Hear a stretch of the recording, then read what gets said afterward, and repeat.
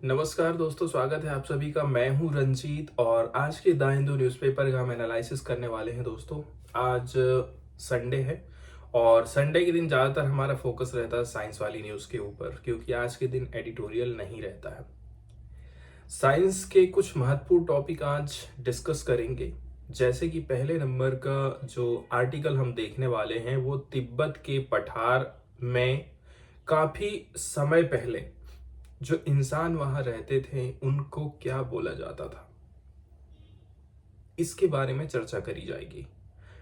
Particularly किस climate में वो लोग सरवाइव करते थे, क्या वो कोल्ड एरा था या फिर हॉट एरा था, किस प्रकार के टाइम पीरियड उस समय में चल रहा था, और तिब्बत के पठार में जो लोग रहते थे उसी के साथ साथ में दूसरी दुनिया में और कौन कौन से लोग रहते थे, इसके बारे में यहाँ पर चर्चा हम करने वाले हैं।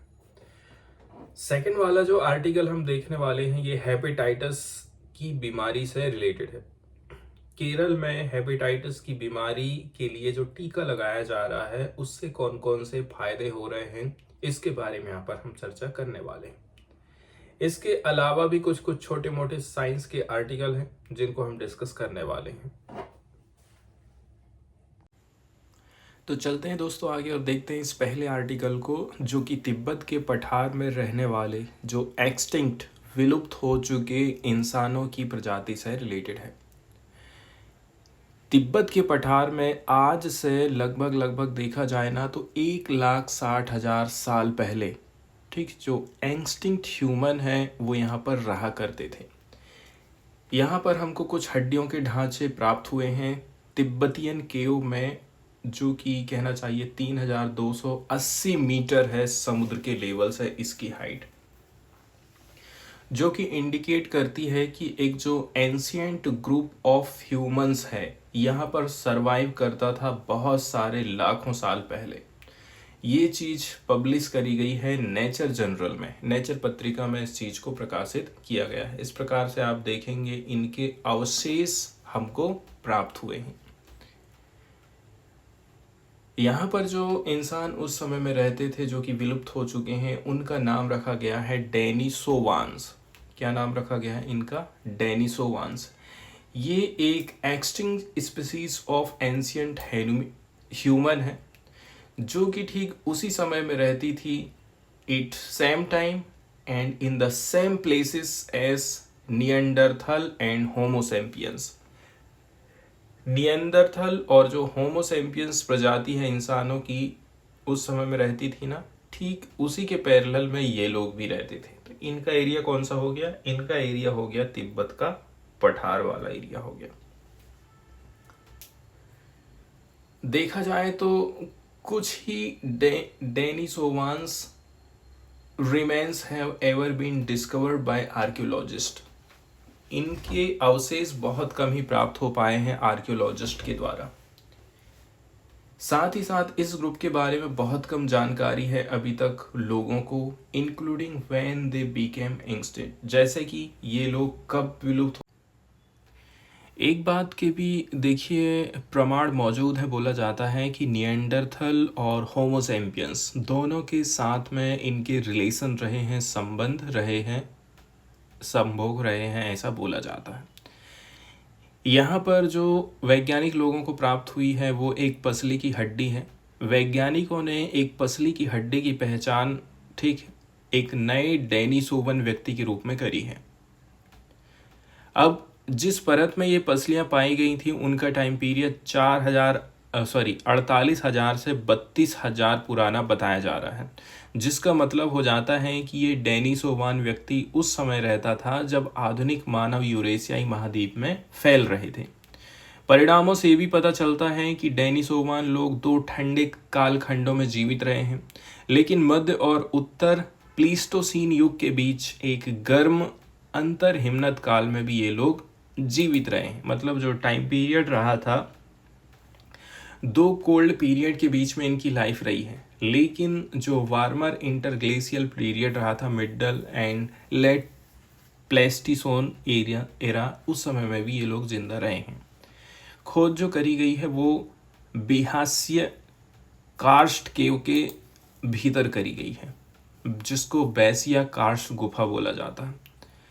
रिसर्चर लोग ने काफ़ी हाइट में स्थित तिब्बत के पठार पर स्थित बैसिया कार्स्ट गुफा से 2500 से भी ज़्यादा हड्डियों का अध्ययन किया है। ये उन दो स्थानों में से एक है जहां डेनिसोवान्स के रहने की बात करी गई है। उनके विश्लेषण से ये पता चल गया है कि भाई डेनिसोवान का हमको एक नया जीवाश्म मिला है और इस प्रजाति की तिब्बती पठार पर लगभग कितना 2 लाख से 40,000 साल पूर्व के दौरान बदलती जलवायु की परिस्थिति में, जिसमें हिमयुग भी शामिल है, यहाँ पर ये लोग रहा करते थे। तो ये इस प्रकार से केव है, इस केव में ये लोग रहा करते थे, छोटी मोटी नहीं होगी। और ये इसके अलावा शोध दल ने यह भी पाया है कि भाई जो अधिकांश हड्डियां हैं नीली भेड़, जिसे भारल के नाम से जाना जाता है, के साथ साथ जंगली आक, इक्विड, विलुप्त ऊनी गेंडे और धब्बेदार लकड़बग्गे की थी। ठीक है। इसके अलावा छोटे स्तनधारियों जैसे कि मारमेट और पक्षियों की हड्डियों के टुकड़े की भी पहचान करी गई है। साइंस की नेक्स्ट न्यूज़ हम देखने वाले हैं जो कि हेपेटाइटिस की बीमारी से रिलेटेड है। आपको याद होगा दोस्तों, 28 जुलाई को सेलिब्रेट किया जाता है विश्व हेपेटाइटिस दिवस। कितने तारीख को हम सेलिब्रेट करते हैं? 28 जुलाई को वर्ल्ड हेपेटाइटिस डे सेलिब्रेट किया जाता है, ताकि जो वायरल हेपेटाइटिस बीमारी का बोझ है पूरी दुनिया में, उसके प्रति लोगों को जागरूकता हम बढ़ाएं, साथ ही साथ वास्तविक परिवर्तन लाने के लिए, ठीक है, ये दिवस हम सेलिब्रेट करते हैं। सन 2023 में जब इसको सेलिब्रेट किया गया था तो उस समय की थीम थी एक जिंदगी एक यकृत, वन लाइफ वन लीवर। अब हेपेटाइटिस बीमारी के बारे में थोड़ा सा परिचय देख लेते हैं।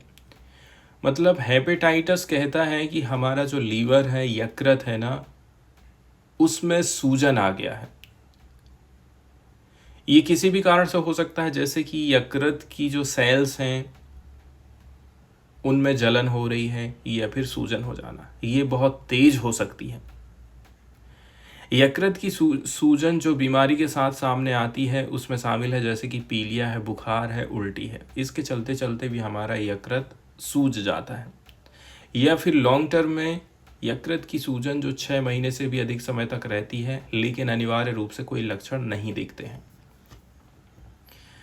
देखा जाए हेपेटाइटिस, देखिए ये जो हेपेटाइटिस की बीमारी रहती है ना, इसको हम ABCDE कितने भाग में बांट दिए हैं? 5 भाग में इसको बांट दिए। आमतौर पर ये वायरस के एक समूह के द्वारा होती है जिसका नाम रखा गया है हेप्टोट्रोपिक वायरस के रूप में भी जाना जाता है। इसमें 5 ग्रुप आ जाते हैं, ABCD और E। अन्य वायरस से भी ये चीज़ हो सकती है, जैसे कि वेरिशिल्ला वायरस जो कि चिकन पॉक्स के कारण बनता है। SARS-CoV-2 की बात करें, कोविड-19 का कारण बनने वाला वायरस लीवर को भी हानि पहुंचा सकता है। अब कुछ कारण की यदि हम बात करें, जैसे कि नशीली दवाओं का यूज़ करना, अल्कोहल का इस्तेमाल करना, लीवर में बहुत ज़्यादा वसा जमा हो जाना, फैटी लीवर हेपेटाइटिस बोलते हैं, या फिर इसको बोलते हैं ऑटो इम्यून स्थिति, जहाँ शरीर एंटीबॉडी का उत्पादन करता है जो लीवर पर हमला कर रहा है, जिसको बोलते हैं ऑटो इम्यून हेपेटाइटिस। ऐसे कुछ इसके संभावित कारण हो सकते हैं। अलग अलग टाइप में इसको बांटा गया है, जैसे कि हम हेपेटाइटिस ए की बात कर रहे हैं। हेपेटाइटिस ए वायरस ये लीवर की सूजन है जो सामान्य गंभीर बीमारी का कारण बन जाती है। ऐसा क्यों हो रहा है? जैसे कि दूषित भोजन खा रहे हैं, दूषित जल का इस्तेमाल कर रहे हैं, या फिर किसी संक्रमित व्यक्ति के साथ यौन संबंध स्थापित किए जा रहे हैं, तो ये बीमारी फैल जाती है। देखा जाए सभी लोग लगभग लाइफ टाइम उनकी बॉडी के अंदर ही कुछ ऐसी चीज़ विकसित होती हैं जिसके चलते चलते हेपेटाइटिस ए से वो पूरी तरह से ठीक हो जाते हैं। ठीक है, लेकिन हेपेटाइटिस ए वायरस वाले कुछ लोगों की फुलफिलमेंट हेपेटाइटिस से मृत्यु हो सकती है। इसके लिए एक कहना चाहिए बेस्ट तरीका रहता है लड़ाई लड़ने का, वो है इसके लिए टीका लगाया जाए। वहीं यदि हम टीके की बात करें तो टीके से रिलेटेड केरल में स्टडी करी गई है और इसके बारे में यहाँ पर बोला जा रहा है। देखिए, there have been many hepatitis A outbreaks in Kerala in 20 years. पिछले 20 साल में केरला की बात करें तो यहाँ पर बहुत सारे आउटब्रेक देखने को मिले हैं। अभी देखा जाए केरला में हमको केरला में हमको कुछ लक्षण दिखाई दे रहे हैं किसके, एपिडेमियोलॉजिकल ट्रांजिशन यहाँ पर हो रहा है, क्योंकि जो हेपेटाइटिस ए का इन्फेक्शन है वो शिफ्ट कर रहा है अर्ली चाइल्डहुड से एडोलसेंट्स में। इसका क्या मतलब हो गया कि पहले ये छोटे बच्चों को प्रभावित करता था, लेकिन अब एडोलसेंट किशोर लोगों को भी ये प्रभावित करने लगा है, यंग एडल्ट्स को भी प्रभावित करने लगा है due to better hygiene and sanitisation. दो चीज़ यहाँ पर ज़रूरी है, वो है हाइजीन और दूसरा sanitisation. Hepatitis A infection is often mild in young children. Hepatitis A के जो लक्षण रहते हैं ज़्यादातर जो यंग चिल्ड्रन हैं उनमें बहुत ज़्यादा देखने को नहीं मिलते हैं, जबकि जो इन्फेक्शन है वो सीवियर हो जाता है, यहाँ तक कि डेथ भी हो सकती है एडोलसेंट एंड एडल्ट में। तो बच्चे से अब ये किधर शिफ्ट कर रहा है, एडोलसेंट एंड एडल्ट की तरफ अब ये बीमारी फोकस कर रही है या फिर आगे बढ़ रही, लक्षण इसके दिखाई दे रहे हैं। वहीं यदि हम average out of pocket expenditure की बात करें हेपेटाइटिस ए इन्फेक्शन के लिए कितना खर्चा उठाना पड़ जाता है केरला में, तो वो है 25,000। हेपेटाइटिस ए वैक्सीनेशन, ठीक है, यूजिंग आइदर एन इनएक्टिवेटेड और live attenuated vaccine is cost effective for children aged 1 year and 15 years। Hepatitis A के वैक्सीनेशन की यदि हम बात करें तो 1 साल और जो 15 साल के बच्चे रहते हैं इसके लिए इनएक्टिवेटेड या फिर लाइव एट्यूनेटेड वैक्सीन का इस्तेमाल किया जा रहा है, जो कि काफ़ी कोस्ट इफेक्टिव मानी जा रही है। वहीं यदि हम किशोर अवस्था की बात करें जिनकी उम्र 15 साल है, ठीक है, at the end of 5 years, 5वां साल आपका ख़त्म हुआ है, केरला ने सेव किया है 5,872 मिलियन रुपया। When an inactivated vaccine is used and 10,553 million if a live attenuated vaccine is used. हमको कितना वैक्सीन लगाना पड़ गया था इसके लिए, वैक्सीन जब हम यूज़ किए हैं इनएक्टिवेटेड वैक्सीन, इसमें बोला जा रहा है कि 10,553 मिलियन रुपया हम सेव कर पाए हैं।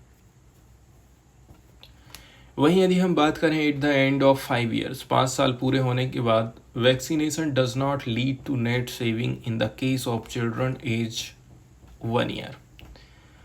आगे बोला जा रहा है कि भाई 5 साल जैसे ही कंप्लीट हुए तो वैक्सीनेशन से कहना चाहिए उतनी ज़्यादा नेट सेविंग हमको देखने को नहीं मिली है यदि बच्चे जिनकी उम्र 1 साल की है। तो ज़्यादातर फ़ायदा कहाँ पर कर रही है, ये आगे की एज वालों के ऊपर ही ये फ़ायदा कर रही है। साइंस का एक छोटा सा आर्टिकल आया है जो कि बायोडिग्रेडेबल बायोमास बेस्ड एरोजेल से रिलेटेड है। जो रेडिएटिव कूलिंग होती है, इसका मतलब ये हो गया है कि ये बॉडी को रेडियोएटिव कूलिंग प्रोवाइड करेगा, ठंडाई प्रोवाइड करेगा। सोलर का जो रिफ्लेक्शन है वो हमको देखने को मिलेगा, ज़्यादा रिफ्लेक्ट करेगा। इसका मतलब ये है कि भाई हमारी बॉडी कूल रहेगी। और वहीं यदि ये क्या काम करेगा, यदि कोई चीज़ सोखना चालू कर देती, जैसे कि काले कपड़े और सफ़ेद कपड़े में हम अंतर देखते हैं, काले कपड़े में ज़्यादा गर्मी लगती है और सफ़ेद जो वाइट कपड़े रहते हैं ना उनमें हमको कम गर्मी लगती है। तो एक एरोजेल है, इसका निर्माण किया गया था जिलेटिन एंड डीएनए के माध्यम से। सरपासेस 100% सोलर रिफ्लेक्टेंस, यहाँ पर हमको 100% सोलर रिफ्लेक्टेंस देखने को मिला है। मतलब सूरज के प्रकाश को ये पूरा क्या कर दे रहा है, रिफ्लेक्ट कर दे रहा है, बाहर कर दे रहा है। 100% सौर परावर्तन को दिखाता है, ठीक है। इससे क्या होगा, इससे हमारी बॉडी में ठंडाई रहेगी, ये इससे फ़ायदा होता है। मतलब एक्सेप्शनल रेडिएटिव कूलिंग ये प्रोवाइड करता है। It is also biodegradable. अच्छी बात यह है कि हम इसको बायोडिग्रेड कर सकते हैं, पुनः चक्रित कर सकते हैं। डिज़ाइन जो किया गया है, बोला जा रहा है ये डिज़ाइन कैपेबल है cooling ambient temperatures by 16 degree Celsius under high solar irradiance. कम से भी कम ये हमको 16 डिग्री की राहत दे सकता है। इसमें हमने क्या काम किए हैं, डीएनए और जिलेटिन को मिलाकर के तैयार किए हैं, ठीक है। एंड यहाँ पर लेयर्ड वाली एरोजेल स्ट्रक्चर तैयार किया गया है ताकि प्रोड्यूस किया जा सके एक सकारात्मक रेडिएटिव कूलिंग मटेरियल जो कि अचीव करता है average visible light reflectance of 104.0% को। इसके लिए एक unique fluorescence and phosphorescence behaviour हमको देखने को मिलता है। तो एक नए मटेरियल की यहाँ पर खोज करी गई है, उसके बारे में ये न्यूज़ आई थी। साइंस का अगला आर्टिकल हम देखने वाले हैं एक्टिवेटेड टी सेल्स के बारे में। तो जो एक्टिवेटेड टी सेल्स हैं, ठीक है, बोला जा रहा है जो लॉन्ग कोविड पेशेंट्स हैं ना, उनके इसमें अभी भी परसिस्ट करती है, यदि हम देखें तो काफ़ी लंबे समय तक। इसके ऊपर ये आर्टिकल लिखा गया है। लॉन्ग कोविड रोगियों में सक्रिय एक्टिव टी सेल्स कोशिकाएं वर्षों तक बनी रहती हैं। एक अध्ययन के अनुसार बोला जा रहा है कि जो लॉन्ग कोविड लक्षण वाले मरीज रहते हैं, बीमारी के 2 साल बाद तक कई अंग और ऊतकों में हमको असामान्य प्रतिरक्षा कोशिका के सक्रिय एक्टिव लक्षण हमको दिख सकते हैं। साथ ही बोला जा रहा है जो गट होता है, आंत होता है, इसमें बचे हुए सार्स कोविड-19 आरएनए भी क्या क्या चीज़ हमको देखने को मिल जाते हैं यहाँ पर। एक तो हमारी बॉडी के बहुत सारे जो ऑर्गन्स हैं, ऊतक हैं, टिश्यूज हैं, साथ ही साथ जो सार्स कोविड-19 आरएनए हमारी आंत में बच गया है, इन्फेक्शन के 2 साल बाद तक यदि देखें, वहीं कंपेयर किया जाता है कि pre pandemic controls the recovered patient showed strong sign of activated T cell. जो व्यक्ति रिकवर हो चुके हैं उनमें स्ट्रॉन्ग सिग्नल हमको देखने को मिला था एक्टिवेटेड टी सेल्स का। कहाँ पर, हमारे ब्रेन स्टेम में, स्पाइनल कॉर्ड में, हार्ट में एंड लंग टिश्यूज में। इसके अलावा भी बहुत सारी जो बॉडी की साइट है वहाँ पर भी हमको ये चीज़ देखने को मिले हैं। एंड जो टी सेल एक्टिवेशन है, इसको कोरिलेट कर सकते हैं आप लॉन्ग कोविड सिम्पटम के साथ में। लॉन्ग कोविड हुआ है तो टी सेल एक्टिवेशन हमको देखने को मिलता है। वहीं यदि हम टी सेल्स की बात करें तो ये एक प्रकार से ब्लड सेल का ही एक प्रकार होता है। T cell are a part of the immune system, हमारे इम्यून सिस्टम का एक महत्वपूर्ण हिस्सा रहती हैं, ठीक है। एंड डेवलप होती हैं स्टेम सेल्स के माध्यम से बोन मैरो में। ये हमको हेल्प करती हैं, हमारी बॉडी को प्रोटेक्ट करती हैं इन्फेक्शन से एंड फाइट करती हैं कैंसर से। साथ ही साथ इनको टी लिम्फोसाइट एंड थाइमोसाइट भी बोला जाता है। तो टी सेल से जुड़ी जानकारी ये थी महत्वपूर्ण। अगला जो आर्टिकल डिस्कस किया जाना है, ये आर्टिकल हमारे एनवायरमेंटल प्रोटेक्शन क्लाइमेट चेंज से जुड़ा हुआ है। मैंग्रोव जो ट्रीज रहते हैं ना, ये मैंग्रोव दलदल वाले एरिया में पाए जाते हैं, ठीक है। दलदल में ये पौधे बड़े होते हैं। इसके अलावा इनकी जो जड़ें हैं ना, ज़मीन के ऊपर कांटे जैसे निकल कर के आती हैं, ठीक है, ताकि ये लोग सांस ले सकें। अब मैंग्रोव वंश तेज़ी के साथ में ख़त्म होते जा रहे हैं। अब लोगों की प्लानिंग रहती है कि हम एक काम करते हैं, फिर से रीप्लांटेशन का काम करते हैं। तो जो रीप्लांटेड मैंग्रोव्स हैं ये स्टोर करते हैं 75% एस मच कार्बन को। तो बोला जा रहा है भाई कि यदि जो पुनः रोपित मैंग्रोव हैं 75% अधिक कार्बन संग्रहित के लक्षण हमको देखने को मिलते हैं। 684 पौधे रोपे गए थे। Replanted mangroves can capture 75% of the carbon stock that their naturally established counterpart store after 20 years। ये चीज़ हमको देखने को मिली है जब हम 684 प्लांटेड मैंग्रोव क्लस्टर का अध्ययन किए थे। तो इसके अलावा ये जो अध्ययन किया गया था ये सपोर्ट करता है मैंग्रोव इकोसिस्टम रिहेबलाइजेशन को एज ए सप्लीमेंट के तौर पर, ठीक है, पॉलिसी ड्रिवन इफोर्ट के तौर पर, ताकि मिटिगेट हम कर सकें ग्रीन हाउस गैस पॉल्यूशन को कम कर सकें, ग्लोबल वार्मिंग के असर को कम कर सकें। इसका मतलब ये है इस अध्ययन से किसी देश को मदद मिल सकती है यदि वो चाहते हैं कि हम इन्वेस्टमेंट करना है ब्लू इकोनॉमी की तरफ को, तो आप ब्लू इकोनॉमी को एडॉप्ट कर रहे हैं क्लाइमेट चेंज से लड़ाई लड़ने के लिए, तो क्या कर सकते हैं आप भाई, इस प्रकार से जो पौधा जहां उगता था उसको वहीं पर लगाना है। नेक्स्ट वाला जो आर्टिकल हम देखने वाले हैं दोस्तों, ये ईरान में हुए राष्ट्रपति चुनाव से रिलेटेड है। अभी हाल फिलहाल में देखा जाए यहाँ पर चुनाव संपन्न हुए और ईरानियों ने सुधारवादी पेजेशकियन को राष्ट्रपति चुना है। पूर्व स्वास्थ्य मंत्री जिन्होंने ईरान को अलगाव से बाहर निकालने के लिए पश्चिम के साथ रचनात्मक संबंधों का आह्वान किया था, ने रूढ़िवादी सईद जलीली के खिलाफ रन ऑफ जीता है। खामनेई ने उन्हें जीत पर बधाई दी है। तो देखिए, दो नेताओं के बीच में काफ़ी टक्कर रही थी, Masoud Pezeshkian and Saeed Jalili. तो जो पेजेशकियन है इनको 53.6 वोट मिले हैं, जबकि सईद जलीली को मिले हैं 44.3% वोट देखने को मिले। और जो इलेक्शन का टर्नआउट रहा था वो 49.8% रहा था। तो ये जो चुनाव हुआ है, गाजा युद्ध को रोकना है, ईरान के परमाणु कार्यक्रम को लेकर के आगे बढ़ना है, साथ ही साथ अमेरिका के साथ विवाद चल रहा है, पश्चिम देशों के साथ विवाद चल रहा है। इन सारी चीज़ों से प्रभावित ईरान की अर्थव्यवस्था की स्थिति को लेकर के घरेलू असंतोष पैदा हो रहा है, ठीक है। ऐसे समय में ये चुनाव हुआ है। अब नया नेता कितना कारगर साबित हो सकता है ये आने वाले समय में देखने को मिलेगा।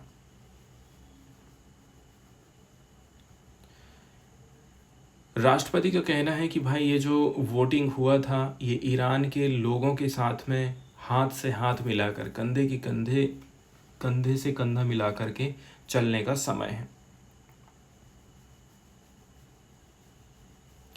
वहीं यदि देखा जाए पेजेशकियन 69 उम्र के ये हैं और देखा जाए पेशा से तो ये हार्ट के डॉक्टर हैं और ये क्या है ना, पहले स्वास्थ्य मंत्री भी रह चुके हैं, पिछले 2 दशक के रूप में स्वास्थ्य मंत्री के रूप में काम कर चुके हैं। इसके अलावा इन्होंने फोकस किया था जब ये हेल्थ मिनिस्टर थे तो कंस्ट्रक्टिव रिलेशन होना चाहिए वेस्टर्न कंट्रीज़ के साथ में, ताकि ईरान बाहर निकल सके आइसोलेशन से, मतलब इसके ऊपर जो सैंक्शन लगाए गए हैं वो कम हो सके। वो फेवर करते हैं कि भाई 2015 जो न्यूक्लियर डील हुई थी ईरान एंड ग्लोबल पावर के बीच में, वो रिवाइव हो जाना चाहिए फिर से। यूएस ने कहना चाहिए अपने आप से 2018 में इस संधि से उसने अपने आप को बाहर कर लिया था, ठीक है। इसने क्या बोला, यदि आप परमाणु कार्यक्रम को कम करोगे तो हम आपको सैंक्शन भी कम करेंगे, लेकिन अब आप इसको बाहर निकाल ले रहे हैं अपने आप को अमेरिका जैसे कंट्रीज़ का, मतलब ये है कि हम आपके ऊपर सैंक्शन लगाएंगे, आपको जो करना है वो करो। तो ईरान ने भी क्या काम कर दिया था, अपने जो परमाणु कार्यक्रम है ना उनको बढ़ाना चालू कर दिया था। ये आर्टिकल हमारे रक्षा से रिलेटेड है और यहाँ पर हम चर्चा करने वाले हैं एक टैंक के बारे में जिसका नाम है जोरावर। ये कंट्री का इंडिजीनियस लाइट टैंक की कैटेगरी में इसको रखा गया है एंड ये अब तैयार हो चुका है एंड बहुत जल्दी एक्सटेंसिव ट्रायल लिए जाएंगे, ऐसा डिफेंस ऑफिशियल की तरफ से बोला गया है। वहीं इस टैंक की बात करें, इसका उद्घाटन किया गया था सैटरडे के दिन। तो इसको जॉइंटली डेवलप किया गया है defence research and development organisation, मतलब डीआरडीओ ने काम किया है, साथ ही साथ लार्सन एंड टब्रो ने मिलकर के काम किया है। बोला जा रहा है ये जो टैंक है currently powered by A Cummins engine इसको पावर कहाँ से मिल रही, कमिंस इंजन के माध्यम से मिल रही है। And DRDO has taken up a project to develop a new engine domestically. अभी हाल फिलहाल में देखा जाए कमिंस कंपनी ने इसको इंजन दी है, लेकिन डीआरडीओ काम कर रहे हैं कि हम डेवलप करेंगे एक नए डोमेस्टिकली इंजन को। बोला जा रहा है इसकी डेवलपमेंट का काम किया गया है ड्राइंग बोर्ड के माध्यम से with in the shortest possible time. जो टाइम हम बचा सकें बचाने की कोशिश किया है। एंड इसमें बहुत सारे ऑपरेशंस को करने की कैपेबिलिटी है। मोस्ट चैलेंजिंग इन्वायरमेंट में भी ये काम कर सकता है, जैसे कि एक्सट्रीम वेदर की कंडीशन है, एक्सट्रीम हाइट में ये काम कर सकता है। आपको बहुत ही कम लॉजिस्टिक सपोर्ट की ज़रूरत पड़ती है हाई एल्टीट्यूड एरियाज़ में, पार्टिकुलरली नॉर्दर्न बॉर्डर में इसको हम लगाएंगे। तो पहला जो प्रोटोटाइप है वो रेडी हो चुका है फैक्ट्री एक्सेप्टेंस के लिए and it will be subject to initial trial. आगे बोला जा रहा है, देखिए ये जो टैंक है इसकी प्लानिंग करी गई है कि इसको हम हैंड ओवर कर देंगे आर्मी को, ठीक है। अगस्त 2025 तक इसका ट्रायल हो जाएगा। आरंभिक तौर पर देखा जाए जर्मन इंजन, इसको आइडेंटिफाई किया गया था as the best suitable to power the light tank. मतलब यदि हम इस टैंक को चलाना चाहते हैं तो इसके लिए जर्मन इंजन सबसे बेस्ट है, हम ऐसा सोच रहे थे। फिर भी इसका जो प्रोक्योरमेंट रहा था उसमें हमको डिले देखने को मिला था, एक्सपोर्ट क्लियरेंस नहीं मिल पाया था जर्मनी से, जबकि जो जर्मन गवर्नमेंट है इसको अप्रूवल दे दिया था, ठीक है। लेकिन ये काफ़ी लेट हो चुका है एंड प्रोजेक्ट हमारा डिले हो रहा था, इसलिए टैंक को डेवलप किया गया था एक इंजन के माध्यम से, ठीक है। ये इंजन हमको मिला है कमिंस कंपनी के माध्यम से एंड ये कंपनी एग्री भी हो गई है कि हम इसकी असेंबली इंडिया में ही करने वाले हैं, one of the sources seated above said. DRDO को एक प्रोजेक्ट मिला था कि भाई आपको डेवलप करना है एक पावर पैक, ठीक है, लाइट टैंक के लिए 1400 HP इंजन आपको बनाना है। ये भी अंडर डेवलपमेंट में चल रहा है Arjun MK1 man battle tank के लिए। वहीं यदि देखा जाए अप्रैल 2021 की बात करें तो आर्मी ने इशू किया था एक रिक्वेस्ट फॉर इंफॉर्मेशन, किसके लिए, कि प्रोक्योरमेंट हम करेंगे आपसे 350 लाइट टैंक, ठीक है, जिनका वजन 25 टन से कम होना चाहिए। अलग अलग फेज में इसकी खरीदी करने वाले हैं। साथ ही साथ कुछ परफॉर्मेंस बेस्ड लॉजिस्टिक भी चाहिए, ठीक है। इसमें नीचे टेक्नोलॉजी होना चाहिए, इंजीनियरिंग सपोर्ट पैकेज होना चाहिए and other maintenance and training requirement भी रखी गई थी। तो डीआरडीओ एंड L&T कंपनी ने मिलकर के इसको डेवलप किया है। इंडिजिनियसली इसको बनाया गया, मतलब भारत में ही इसका निर्माण किया गया है। इसमें कई सारे micro small and medium enterprises भी शामिल रहे हैं जो कि वेरियस सब सिस्टम डेवलपमेंट में शामिल थे एंड ये चीज़ इनकरेज करती है इंडिजीनियस डेवलपमेंट को, जिसको बोलते हैं हम आत्मनिर्भर भारत अभियान।